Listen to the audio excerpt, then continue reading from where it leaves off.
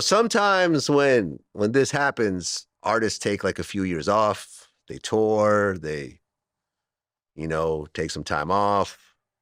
But you guys go right back in the studio and start working on SremmLife 2. Mm-hmm. Was there a reason why you were back to back like that? The timing, like one thing Mike was stressing about was timing. Like, don't miss the time. You only have a certain window where you need to strike. You know what I'm saying? And that's what was pushing it. Right, because 2016, you guys dropped SremmLife 2. You're 25 at the time. And on that album is Black Beatles. Yep. Now, how'd that song come together? Man, it just, the same way SremmLife 1 came together. We was in the studio, Sway laid down the hook, we laid down our verses. It was a good song. Did you know you had something at that point with that song? Or was it just, okay, we got a bunch of songs, it's just another song? I thought that was a good song. I thought the whole album was great. You know what I'm saying? I thought that was a good song. What it did, I feel like what it did was pushed by what we was doing on Instagram. Well, that song went number 1. Mm-hmm. Listen, 36 in the music industry is great. 24, 15, great. 5, spectacular. But a number 1, that's something that 99.9% of artists never get. Yeah. Even the big major, like J. Cole got his first number 1 with First Person Shooter, and he had to have Drake on the song. Yeah. With as much as accolades that J. Cole had, he had to wait a long time to get that number 1. And he had to have someone else, a bigger artist on it. You guys by yourself, well, Gucci was on it. Yeah. And that was his first number 1 as well. Yeah. And he'd been doing it way longer than y'all. That song goes number 1. 9 times platinum.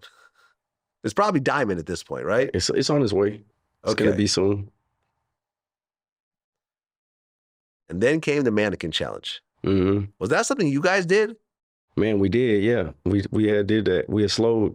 Man, it was crazy. We had did the Mannequin Challenge, yeah. So you guys started it. It wasn't like we seen it on the internet. We seen like kids listen to our music and they was just be doing funny shit. And then we were like, we're gonna join in on this. And when we joined in on it, it just became a thing. You know what I'm saying? I went to everybody like, look, man, we're gonna go on stage.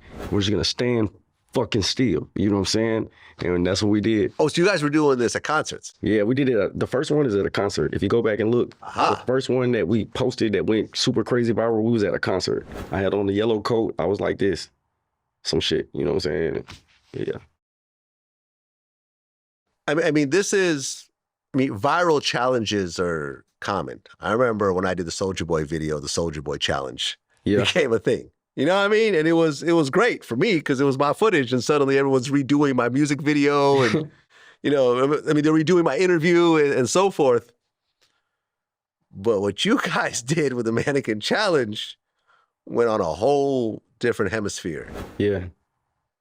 Taylor Swift did one. Michael Jordan, Destiny's Child with Beyonce. Yeah.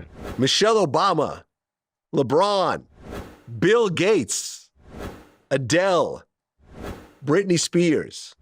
And then, to put it completely full circle, Paul McCartney of the Beatles, of the actual Beatles, not the Black Beatles, but the Beatles. Yeah, the real Beatles. The real Beatles. He did it himself. Yeah. When you saw Paul McCartney doing the Mannequin Challenge with your song playing in the background, what went through your head? I just knew how big it was. You know, I like it was so much happening around that time. It was a lot to process, and I was just like, I just knew how big it was. I was like, oh yeah, that's official. You know what I'm saying? Paul McCartney doing it. That's the real Beatles right there. That's official. We did it. Well, the lead singer. Yeah, lead singer of the Beatles. Yeah, we did it.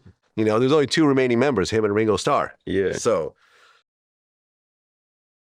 what was your favorite celebrity, Mannequin Challenge? I think that was my favorite one. Paul McCartney did it for sure. But that's yeah. And then I liked when it was just crazy. Hillary Clinton had did it. Okay. I can't tell you everybody that I remember who did it, but those were some cool ones. I think Hillary Clinton was on a private jet or something like that. It was tight. I mean, do you think that if it wasn't for the Mannequin Challenge, the song wouldn't have done what it did? I definitely think the Mannequin Challenge it pushed it all the way. Yeah.